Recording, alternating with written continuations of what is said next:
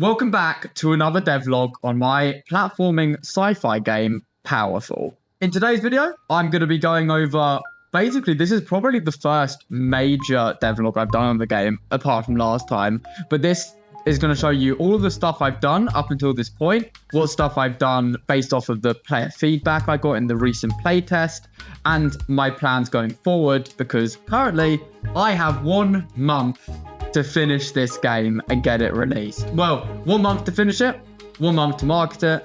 I want this game to be done by the end of June, and that is going to happen. Before I get started, I just wanted to say a big thank you to everyone who playtested my game. I really appreciate the feedback. And if you wanted to, again, gonna plug in the Discord here. If you wanted to join, talk about all things game dev related, then please join the Discord. It's a really nice, tight little community currently. And it's gonna keep building. So if you're interested in that, then feel free to join. But aside from that, let's get straight into the video. So just to start off, I think we should recap what Powerful is. And in all honesty, this is probably the proper introduction of Powerful. So as a short summary, Powerful is a 3D platformer game set in the distant future of Earth, where inequality regarding energy has been massively exacerbated by human greed. It is up to you to infiltrate the skyscraper and reach the ultimate energy source right at the top in order to redistribute it all to the rest of society. Up until this point, I have managed to create an alpha version of the game. What this means is that I have all of the levels that I want in the game are in the game, at least the primitive level. Most of the artwork and assets are created, most of the blueprints and, well, blueprints in this case, but all of the programming is all completed. It has a game loop. There's a start, there's death, there's dying, there's punishments for dying, there's rewards for winning, and generally speaking, the game is playable. Included in this is the 3 distinct mechanics, which are basically the 3 obstacles, I suppose, that make the game what it is. Each one is a different block that has a different type of movement, and these movements massively, because it's a movement-based game, these movements massively change how you should approach each level. One massive, in fact, no, I'll go into that in a second. Included with this, I have also made an opening cutscene. I believe this was in the playtest, not originally, but it is now. This opening cutscene is just to introduce the story and give a brief overview of what you're actually supposed to do to give the player some direction, because previously there wasn't that. But apart from that, that is all of the current progress in the game. I'm sure I will put this all this up on screen for you to see, but so far so good. Now, as for what the playtest has brought to this whole game, it pointed out a lot of major issues with the just core gameplay. One of the biggest and broadest issues of the game is actually the movement of the character. Now, the movement system I'm using is just Unreal's, I don't know how to describe it, advanced input action system. And this basically means that if you press W and jump, your character is set to move in one direction, even if you're looking in another. Now, a lot of what people were pointing out was that they want to be able to change direction in midair. Now, I'm not yet sure how to actually do this. I've had a little bit of research, but I don't know if this requires them to actually making a whole new movement system. That's something I'm still exploring, but that's more of a future thing. As for the current adjustments, or the current issue, I'll go over the current issues. The big one issue, vertical progression. Going up the skyscraper isn't really gotten across to the player.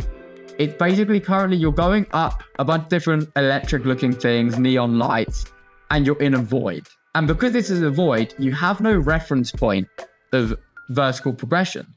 So if I've gone up 10 meters, I have no way of telling this based on my surroundings. And this is obviously incredibly important. The reason I originally went with this whole void is to keep the player's focus on what's in front of them. But that doesn't make sense if you need to be able to, feel the sense that you're going up. The whole point of the game is to be moving up something. If you don't get that feeling, the game isn't doing what it should be doing. As well as this, we've already gone over the momentum-based issues. Alternate routes. Now, alternate routes, these are included in the game. When you're going up a level, you will not just be restricted to one path. You can go to a crossroad and you can make your choice there. But currently, there's no reward or punishment for choosing the hard or the easier path. Now, obviously, this is an issue because if you take the harder path, you should be rewarded for completing it. So what I'm mainly thinking with this is, okay, the harder path is going to be a shorter length track, but with obviously more difficult, it's more difficult to get past it. And the easy track, it can just be longer, but the jumps are easy. And I think this is a good fix for rewarding and punishing the players based on which path they choose. A fourth issue was clarity and visual appeal. Now, the main general problem with this was it's quite bright. The game is obviously very neon, and this can cause quite a big an issue. And also the clarity also refers to the fact there's not really actually directions in the game. Now, my general thought process with this, and not including these signs, is that there should only be one way to go. And I feel this is kind of the element where, or this comes into the case of, the puzzle is choosing your own path and working out how to climb and platform the game. So I think this is something I actually won't do anything about, unless it's going to be a case of maybe adding some arrows here and there, because currently arrows indicate the direction of movement, and I kind of want to keep it this way. But that is something definitely to consider. But these are the 4 general issues that have come up in my game: vertical progression, momentum-based movement, alternate routes, and clarity and visual appeal. Now, what have I done about all of these?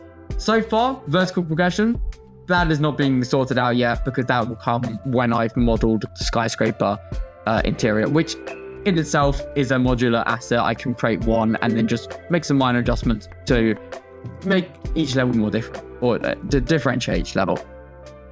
Now, as for the movement-based system, as I already said, this is something that I'm going to have to spend quite a while fixing, if I'm going to fix it, because currently it kind of needs to be like how it is to make a lot of the jumps.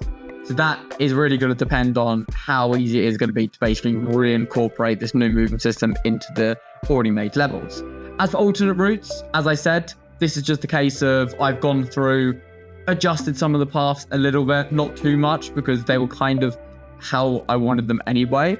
And then as for clarity and visual appeal, this is something I've definitely changed. I've added in some arrows here and there and just changed the direction of the arrows that were already there as well. This hopefully should give players a little bit easier navigation, but again, navigation is one of the puzzles and one of the challenges in the game that is designed to keep that player flow and keeping the player engaged, because if it's too easy, then the player's going to become bored. So those are all of the 4 major things that have come out of the playtest and what I'm doing about them. Now, overall, this has been a really fun project so far, but it's now getting to the nitty-gritty part, in my opinion. It's really getting to the stage where everything is becoming very complex, because everything's been created and everything's now being modified. And I think it's much harder to edit something than it is to create it in the first place. But side rant anyway, let's move on to what's coming in the future. So where am I going from here? Basically, there is a major thing that needs to be done to finish the game, and then it comes down to how to refine it into an even more enjoyable experience. So making more cutscenes is how I need to finish this game. Currently, there's only the intro, but one of the rewards in the game is not just completing the level, it's receiving the cutscene at the end of the level you've completed. So for example, once you complete 3 levels and learn a new mechanic, the story shown through the cutscenes will progress in some way. I won't reveal what the story is because we don't know what the spoilers. So that's we need to add in more cutscenes. That's a big thing. Second thing is deciding obviously what to do with the movement system in the game. That is something I might not even touch in the end, because it's kind of how all of the levels are designed around.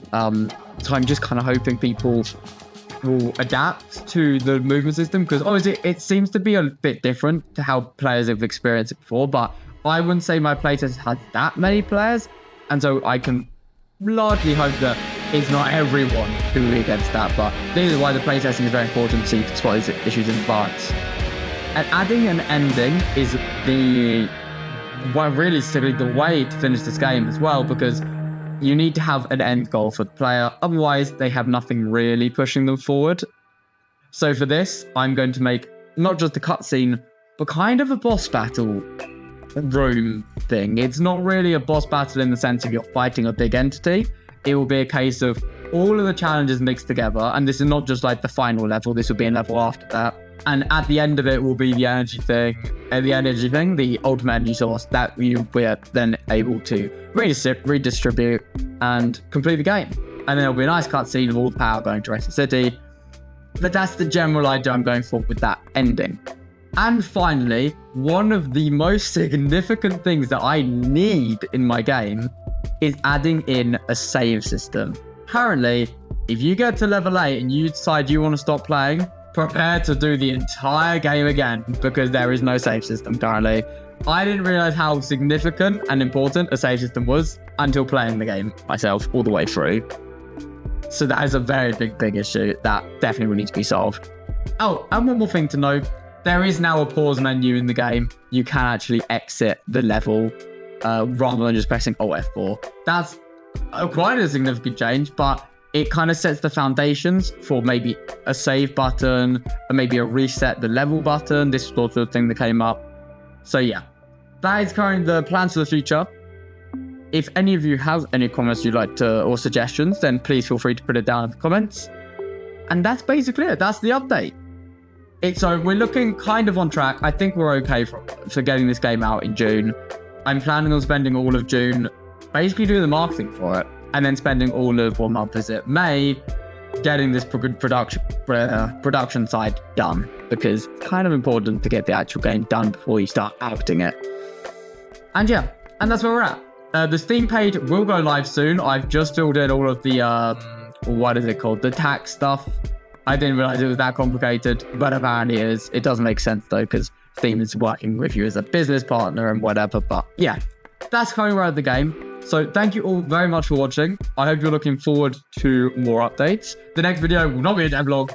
It'll be, I don't know yet. I will decide in the future. Anyway, thank you for watching.